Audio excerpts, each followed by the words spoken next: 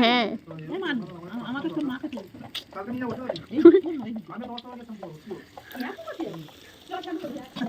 কালকে নিয়ে যাবো বলেছিস, আমি চলে যাবো, তারপরে যদি আমাকে শুনতে হয় যে ওই ছেলে মেয়ে রেখে চলে গেছে, ঠিক আছে না কেউ বলবে না, যেটি বলে ওর দায়িত্ব আমি নিচ্ছি, ওর দায়িত্ব আমি নিচ্ছি, চুপ কর, ওর দায়িত্ব আমি নিচ্ছি, কে কি বলবে, কেউ কিছু বলবে না। তুমি না বলে চলে গেছো, আমরা তো সবাই খুঁজছি, আমি বলবো কেন? হ্যাঁ তুমি গেছো কেন? আমার মেয়েটা তো যেত শ্যাম্পু তো বাড়িতে করে নিবি না, বাড়িতে চুলকানি মারবে না, তুই পকড় ভাজা ঠিকই আছে, তুই গরম জল করে শ্যাম্পু করবি, আমার চুলে গরম জল দেওয়া যাবে না, একে চুল নেই ও করে না, ও দোকানেই করে। তা আমাদের এই ছেলে কলে জল এই তুই চুপ করবি, আমরা বলছি তুই রেগে যাচ্ছিস কেন? হ্যাঁ ঠিকই বলেছিস।